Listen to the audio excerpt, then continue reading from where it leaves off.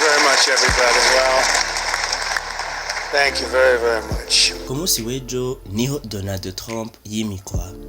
Byari ibintu bihambaye cyane yewe cyane pe. Aho muri White House i Washington DC habera ibirori. Ariko byari byateguwe ko bibera hanze. Byarahindutse mu kanisase ubwo hari habaye ubukonje bwinshi cyane, ibibura byarakoroka. Baca bahitamo gukorera mu nzu. Donald Trump we yavuze nti nta bantu nkeneye ko bakomerekera hano hanze canke bicirwa n'imbeho hanze. Abantu bose bari baje biteze ko bagira barabe ibirori. Bose ntawaravye ibyo birori, hinjiye bakeya kuko iyo nzu si nini gose byabereyemo. Hari muri White House mu nzu ya conference. Aho rero niho Donald Trump yimikwa. Ubwo rero hinjiye abantu bakeya cyane muri iyo ceremony yabereyeyo. Ico gihe abo bantu bose barinjiye, ariko hinjira bamwe bafise icyubahiro, ntabwo bakiriye benshi. Ibirori byatanguye ari byiza, eka birangira ari byiza. Amagambo yavugiyeyo yari menshi cyane, ubwo hari hanitabiriye abantu bahambaye: Barack Obama, Bill Clinton, George Bush, ndetse n'abandi ndetse n'ibindi bihangange bikomeye bifise amafaranga, aho twavugamo Mark Zuckerberg ndetse na Elon Musk ndetse n'abandi. Tureke abo gusa, n'abandi bantu bahambaye baravyitabiriye. Imbere yuko ibirori biba, Donald Trump yatanguye kuzenguruka muri White House yose, arayizenguruka. Ubwo muzi ko White House ari inzu nini cyane gose, ikorerwamo byinshi. Ingenzi ziraza kwatemberera kuko ni inzu yera, inzu ifise amakave atari make. Dukomeze ino nkuru. Ubwo rero muri White House hari kwabera ivyo birori. Imbere yuko Donald Trump arahira, yamanje kuyizunguruka. Amaze kuyirangiza aca abona rero kurahira imbere y'isinzi ry'abantu. Amaze kurahira yaciye avuga ijambo. Nyuma yo kuvuga rero iryo jambo, Donald Trump yaciye aja gusinya mu gitabo c'amateka. Nyuma y'ibyo Donald Trump yarangije aja mu birori. Dukomeze rero ino nkuru. Inkuru yacu iza kuvuga cyane mu magambo yagiye avuga Donald Trump. Ijambo twavuga ko ari discours. Dukomeze ino nkuru. Kurikirana kuri Kiyago cha Boss TV. Muri kumwe na Ravuze Dasa. Vice President Vance, Speaker Johnson, Senator Thune, Chief Justice Roberts. Yatanguye gusuhuza ba nyakubahwa, aho yahereye kuri nyakubahwa icegera c'umukuru w'igihugu ari ku butegetsi, ndetse asubira kuri nyakubahwa umukuru w'ubutungane ndetse n'abafadikanije: President Bush, President Obama, President Biden, Vice President Harris, and my fellow citizens. Duhejeje abo yaciye aza ku bategetsi, ku bakuru b'ibihugu, aho yahereye kuri Bwana Clinton, asubira Bwana Bush ariwe George Bush, acakurikira kuri Barack Obama, asozereye kuri Biden. Ntiyaretse kuvuga kuri Kamala Harris, azoba nyakubahwa icegera c'umukuru w'igihugu. Ndetse muri rusangi yanasuhuje abanyagihugu bo muri Leta Zunze Ubumwe za Amerika. Tugaruke ku ijambo rero yatanguye. From this day forward, our country will flourish and be respected again all over the world. Yatanguye agira nti umwaka w'inzahabu uratanguye. Guhera ubu igihugu cacu kizotera imbere gusumba uko vyari bimeze. Congere cubahwe gusumba uko vyari biri ubwa mbere. We will be the envy of every nation, and we will not allow ourselves to be taken advantage of any longer. During every single day of the Trump administration, I will very simply put America first. Ndetse kizokubahwa ku isi yose. yongera avuga ati tuzoshakwa n'ibindi bihugu ariko ngo nta gihugu na kimwe kindi kizotwunga ko ngo gikeneye inyungu zituvako. Yongeye kuvuga ati intwaro ya Donald Trump zoshira USA ku kibanza ca mbere. Ati rero intwaro yacu, sovereignty will be reclaimed, our safety will be restored, the scales of justice will be rebalanced, the vicious, violent, and unfair weaponization of the Justice Department and our government will end. Umutekano wacu uzokomeza gukomera, ubutungane buzotunganiriza bose, kandi ukudatunganiriza bose bigiye kurangira. Aho yari kavuga ku ntwaro yari ahasanze, aho yari cobogoje cyane intwaro ya Joe Biden.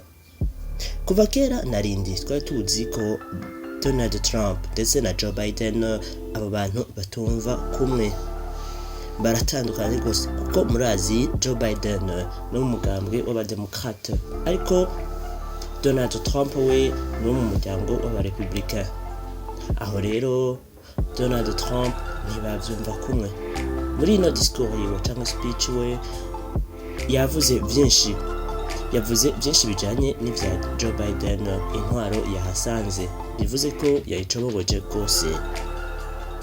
Dukomeze ku majambo yagiye aravuga. America will soon be greater, stronger, and far more exceptional than ever before. Ati rero Amerika igiye kuba igihugu cishimye ndetse kinateye imbere.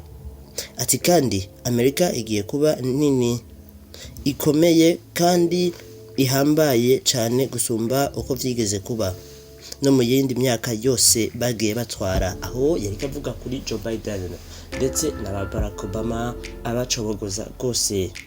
Kamala Harris aho yarari hose yagumye atekanye. Ubwo twagenda tubona ubwo aheza kuvuga ijambo Joe Biden na Kamala Harris, ubwo bari bicaye hamwe nta numwe yigeze avyaguruka ngo akoma amashi.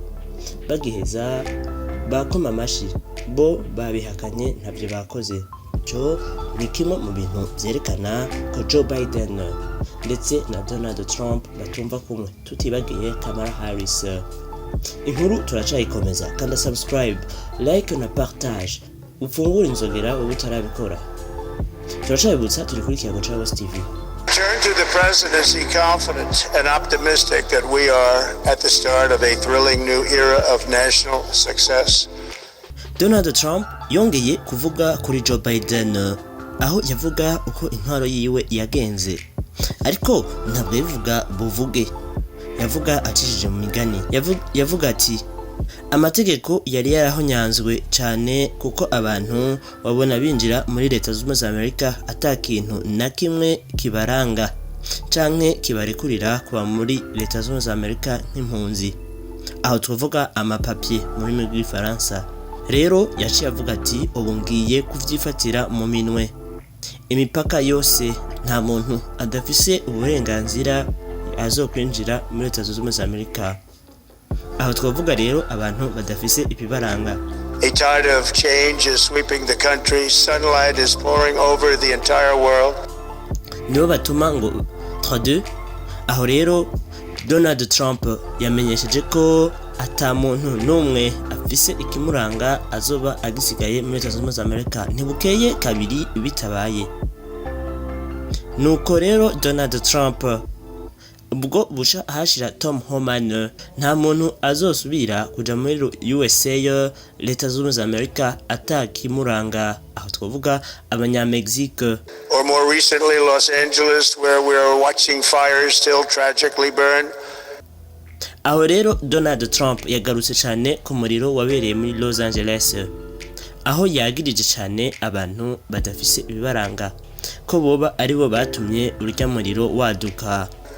From weeks ago without even a token of defense. Aca yongera avuga ati twongeye tugaruke cyane muri Los Angeles ku muriro wahabereye. Mwese mwarabibonye ko ubuvuzi butakoze neza, abaganga atamuhato munini babishizemwo mu kuvura na cyane abantu bakomeretse muri iyo sanganya.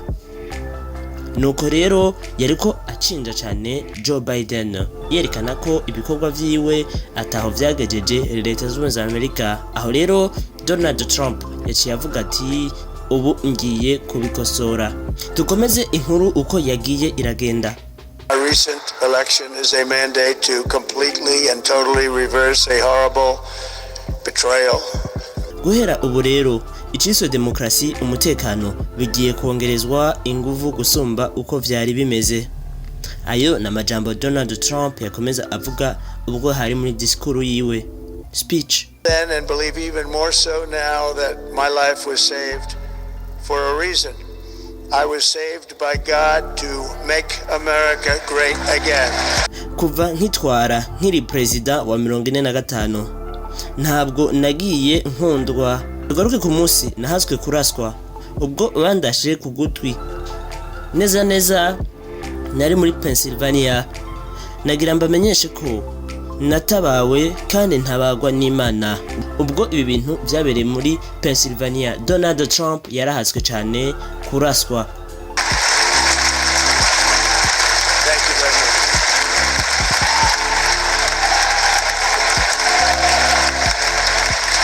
Rero abantu isinzi bashiye bavyaguruka barakoma amashi byerekana cyane ko Donald Trump yemera Imana. Mu bintu vyiwe yagenda avuga byose vyerekana Imana. Dukomeze ino nkuru. Turacayibutsa gukanda subscribe, like, partage, commentaire turacabikeneye kuri Kego Chabos TV kugira ngo dushishikare kubana hamwe. Wowe tarafungura inzogera difungure vuba. Dukomeze kino kiganiro. Acakomeza avuga ati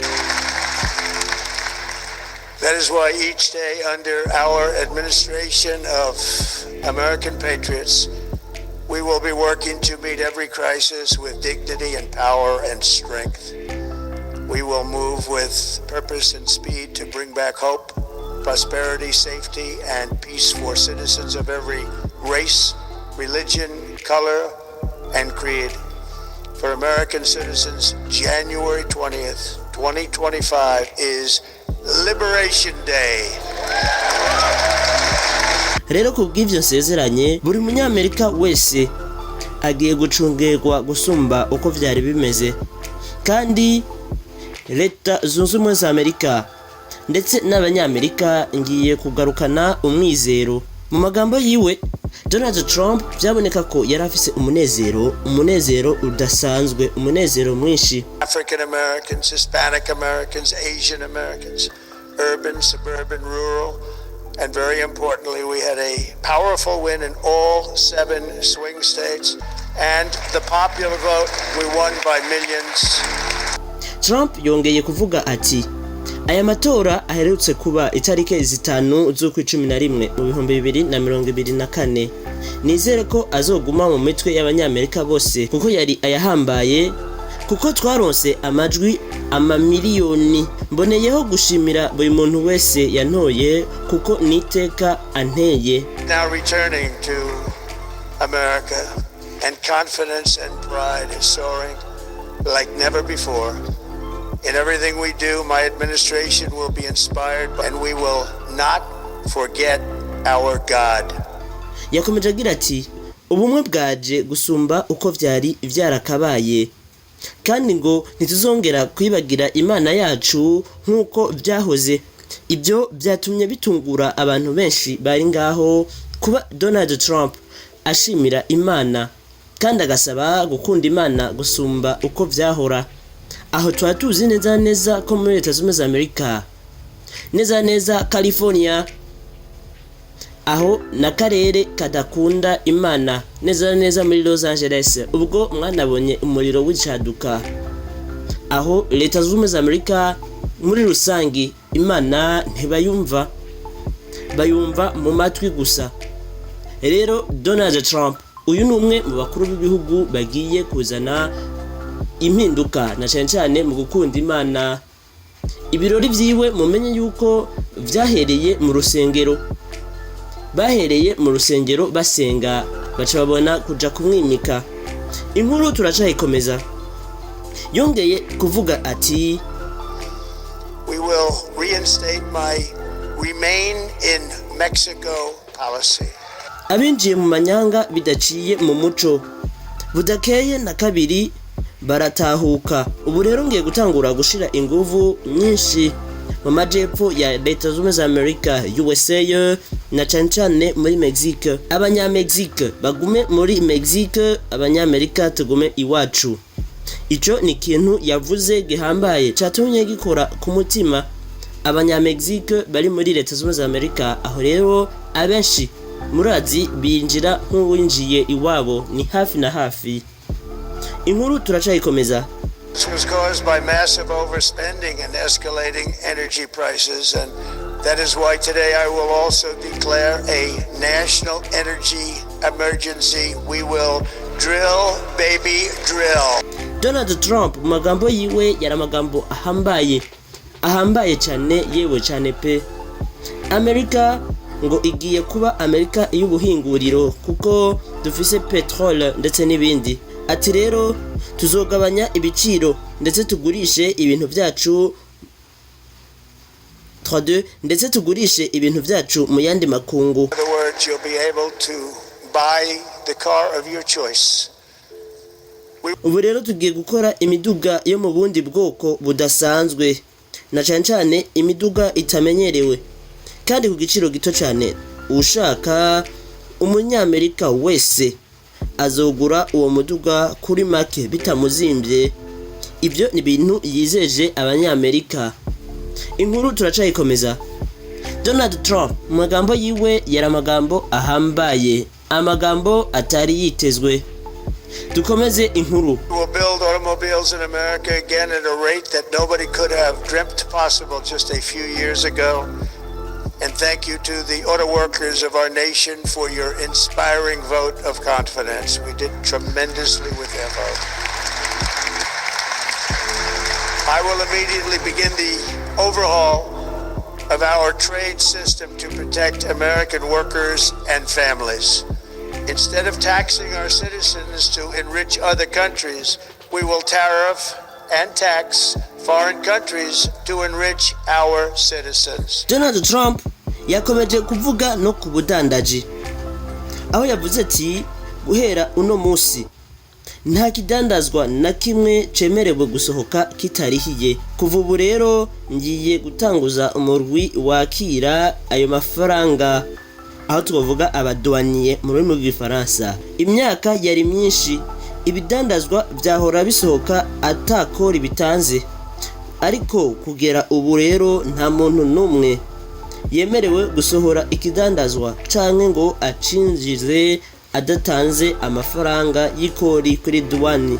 Donald Trump mu magambo yiwe yakomeje avuga na cyane rero ku batinganyi, ati nta mutinganyi n'umwe yemerewe gukora ibyo kosa muri Leta Zunze za Amerika, kuko dukeneye abagabo gusa n'abagore babirana biciye mu mategeko.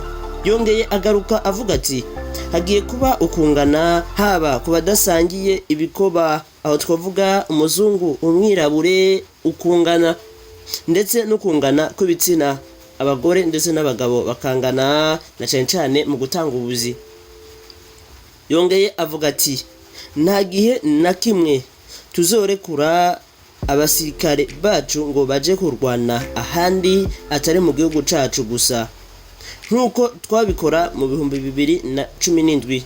Ntabwo tuzigera turekura abasirikare b'abanyamerika ngo baje kurwana ahantu batari bwigere baja kurwanira na rimwe. It will henceforth be the official policy of the United States government that there are only two genders. Imbere yuko nza kwimikwa, Donald Trump rero ubwo yari muri ino ceremony yakomeje avuga n'ibindi byinshi. Imbere yuko aza kwimikwa ku munsi wa Mungu, ku munsi w'Imana, yaravuze nti imbere yuko nza kwimikwa hari abantu barekuwe, babaye libere, barekuwe kugira ngo bari baranyurujwe, bararekuwe imbere yuko yimikwa. Avuga ati rero iki kintu nzogikavya abantu banyuruza abantu muri USA ubwo bazohanwa bimwe bivuye mu mategeko bivuye inyuma kuko amategeko ngo niyo agiye gukoresha ubu being subjected to radical political theories. Uko Leta Zunze za Amerika ari igihugu gikomeye kandi cubashwe ubu rero tugiye guhindura amateka ya Leta Zunze za Amerika ngo amategeko aje hejuru gusumba uko vyahora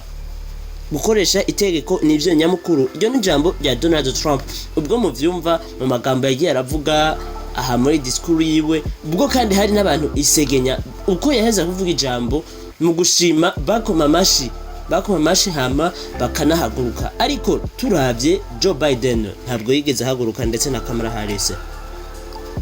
Ico yabwiye abanyamerika Donald Trump nuko yababwiye ati abanyamerika ni gukorana inguvu cane gusumba uko byahora kugira ngo dushike ku ntego kuri vision. Aya niyo magambo Donald Trump yakomeza avuga. Donald Trump mu majambo yiwe yongeye kuvuga ati ico twifuza nuko tuzi ko Leta Zunze za Amerika ari cyo gihugu ca mbere barabira ko abandi.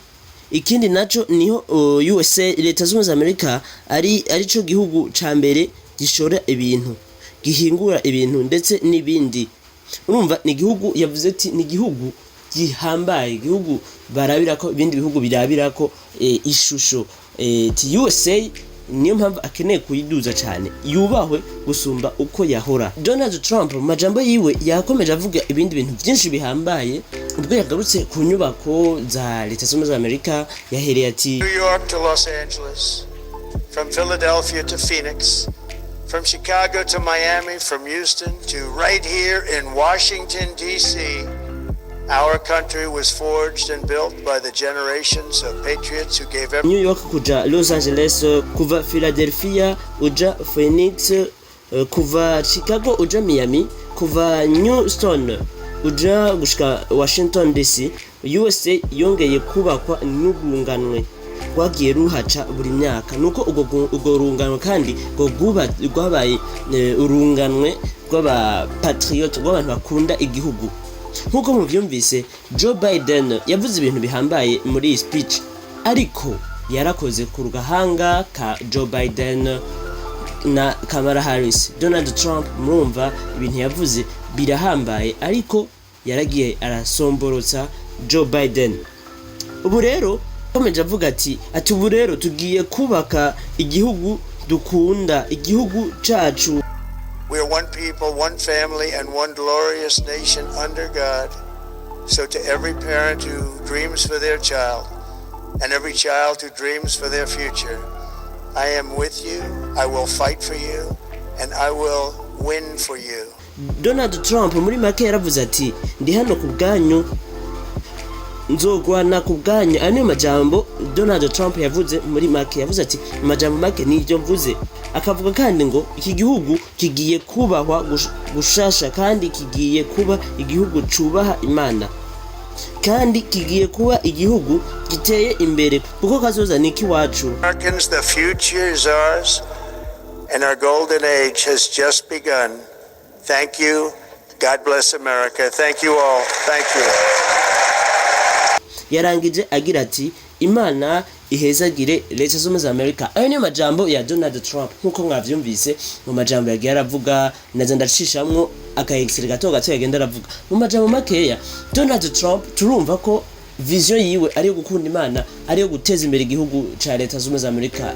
Iyi Leta Zunze za Amerika dusubire inyuma cyane murazi ni leta ubwitwa abademokrats n'abantu demokrasi muri make. Rero imaze kuba demokrasi bashaka ko buri muntu wese akora ico yiyumvamo ariko Donald Trump umunyarepublicain wo mu mugambwe w'abarepublicain wewe sivyo abona.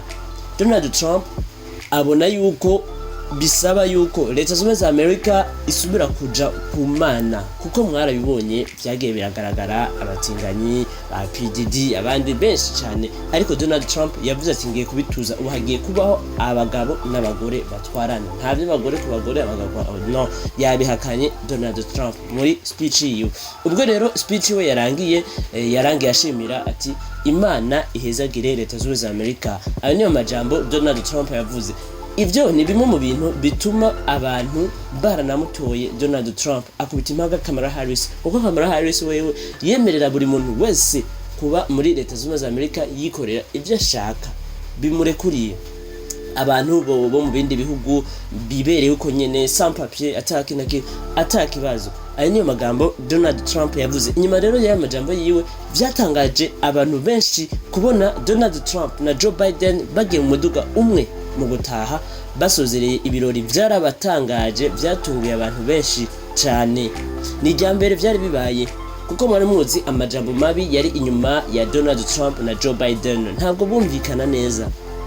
Rero reka dushimire mwebwe mwese mwadukurikiranye, kanda subscribe, like na partage. Turacabibutsa ni kuri Kego cha Boss TV. Mwari kumwe na Jewe Urakoze Dasin. Naho ubutaha, ciao ciao.